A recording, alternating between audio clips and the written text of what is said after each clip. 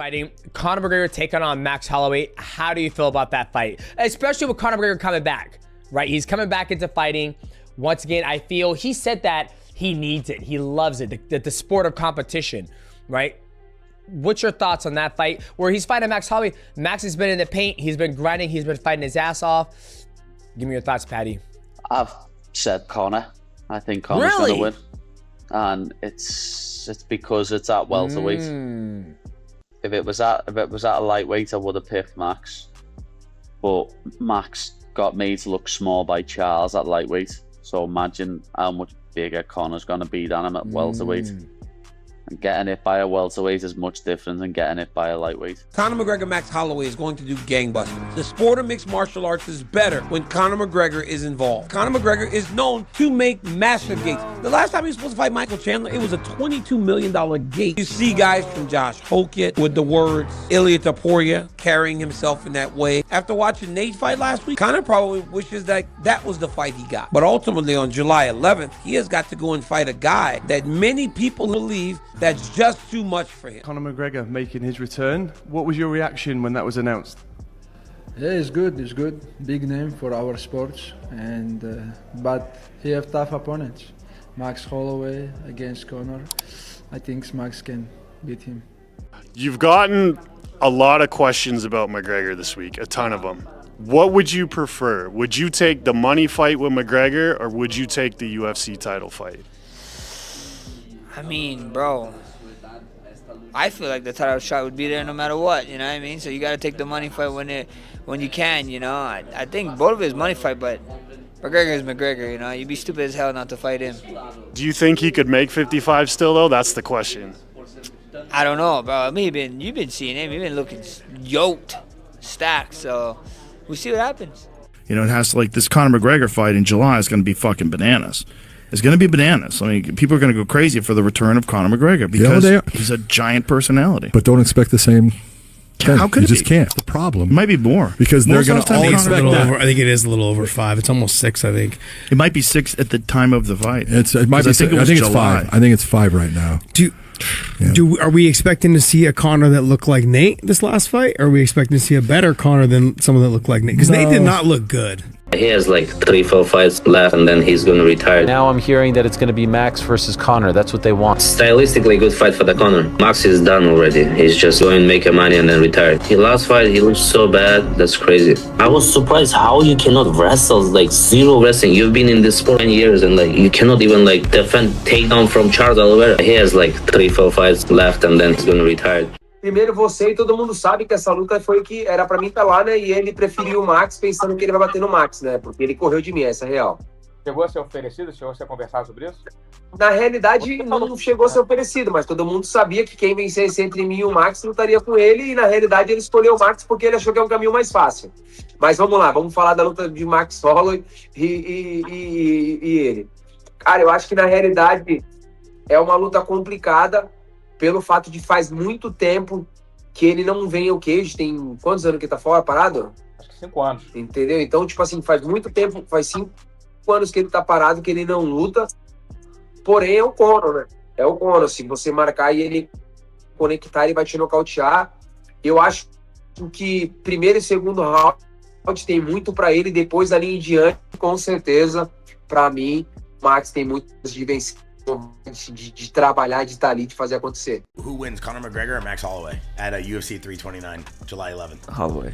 Really? It's going to be dangerous for Max early, though. Listen, me and Conor aren't exactly friendly. But what I'm saying is, so I'm not saying this from a perspective of we're friends and we're buddies. He was the 2-weight division champion. You know what I'm saying? And yeah, he made all this money and all the rest of it. But the man's the most powerful tool. Yeah. And the guy that was there, all right, granted, it was a long time ago, 2016. But if the motivation's strong enough, he can come back and look really good. And yeah, he was flipping out at Max the other day in that interview. Did you see that? But he was playing the game. He was promoting the fight, hyping it up big time, and he looks good, you know, like he looks like he's training and taking the camp seriously. And if he is doing that, I'm telling you. But I think Max is awesome on the feet, but Conor's got the power early. McGregor versus Holloway. Say it out loud and you'll understand why every corner of the fight world is buzzing right now. Two names that built entire eras of this sport, finally on a collision course, and and nobody saw this coming even 6 months ago. Talk to anyone who follows the UFC closely and you'll hear the same thing. This isn't just another booking, this is the kind of matchup that gets mentioned in the same breath as the all-time classics. Fans have been arguing about it on forums, on podcasts, in group chats at 2 in the morning. Everybody's got a take, nobody actually knows. Here's what makes it complicated. McGregor built his whole career on one thing, that left hand. Counter it wrong, even for half a second, and you're on the canvas wondering what happened. Analysts who've broken down his tape for years keep coming back to the same point. His accuracy isn't lucky, it's calculated. He waits, he reads, then he ends it. But Holloway doesn't fight like someone who respects that reputation. He fights like distance is a weapon. Volume, footwork, conditioning that doesn't quit in round 4 or 5 when other guys are gassed and praying for the bell. There's a reason people call him relentless instead of just fast. He wears opponents down by sheer output, round after round, never letting up the pace. So you've got power against pace, a finisher against a grinder, and depending on who you ask, the answer changes completely. Talk to the McGregor camp and they'll tell you it only takes one shot, one clean connection, and the fight's over. Simple as that. Talk to people backing Holloway and they'll say survival is the whole game plan. Outlast him, frustrate him, make him chase, and eventually the volume adds up to a decision nobody can argue with. Neither side is wrong, exactly. That's what makes predicting this fight nearly impossible. The numbers, the history, the styles, none of it gives a clean answer. Some fights you can call from the matchup sheet. This one you actually have to watch. So here's the real question nobody can answer yet. When the cage door closes and the first bell rings, whose game plan survives contact? That's the only thing that matters once it starts.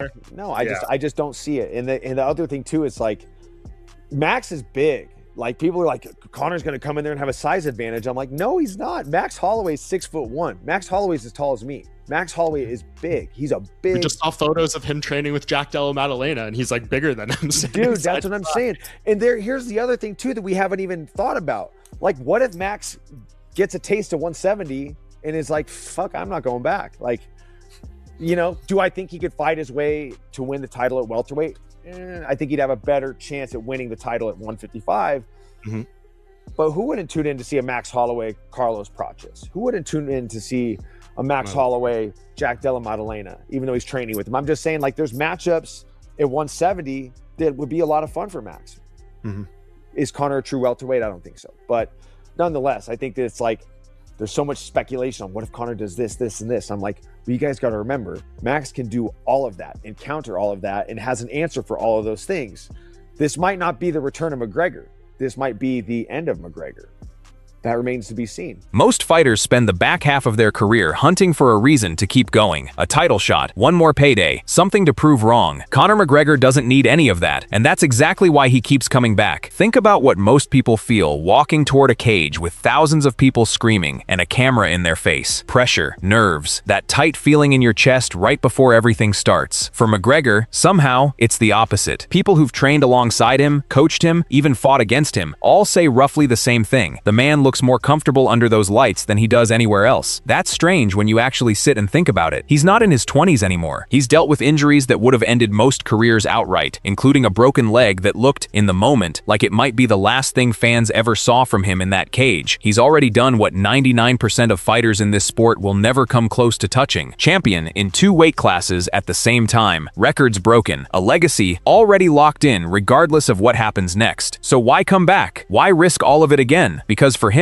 walking into that arena was never really risk. It was never the stressful part. The stressful part, if you ask people close to him, is everything outside the cage. The business side, the politics, the waiting. Once that door shuts and it's just him and an opponent and 4 walls of fencing, something shifts. He's not performing under pressure. He's just being himself. Call it instinct. Call it nature. Whatever you want to call it, it's the reason age and injury history don't scare him off the way they would scare off almost anyone else in this sport. Other fighters fight because they have to. McGregor fights because, somewhere along the way, that environment became the one place that actually makes sense to him. And that's not a small thing heading into a fight this big. Comfort under pressure isn't something you can train into a guy at the last minute. Either it's there or it isn't. With McGregor, by every account from people who know him best, it's there. It's been there the whole time. You've conquered the sport. You've been at the top. You've made millions. What is this that is pulling you back? Most people will say, Conor, relax. Enjoy yourself. Enjoy the fruits of your labor. My most relaxed state is in there. My most state of freedom is making that wall. I yearn for competition. At the core of it, I do this for fun. This is fun to me. To get in, compete against another able body in a live event, ignite the passion of the fans and the entire ecosystem around the fight game. I enjoy it. I get great pleasure out of it. That's why I'm back. I'm back for the fun. So that's where things stand right now. Two fighters, two completely different approaches. One massive night coming that the entire MMA world is already circling on the calendar. Maybe you're already locked in on McGregor. Maybe you've watched enough of his fights to believe that one moment, one mistake from Holloway is all it takes. Or maybe you're firmly in the other camp. You think pace and pressure beat power over 25 minutes, and you're ready to watch Holloway grind this one out late. Either way, now's the time to actually say it, not just think it. Drop your prediction down in the comments below. Who wins? And more importantly, how does it happen? Finish? Decision? Something nobody's even talking about yet? And if you want to stay ahead of every update on this fight as it gets closer, the training camp footage, the press conferences, the inevitable trash talk that's bound to show up before fight week, make sure you're subscribed. More MMA coverage, more breakdowns, more of exactly this is on the way. This one's going to be talked about for a long time. Might as well get your prediction on record now before the world finds out who's right.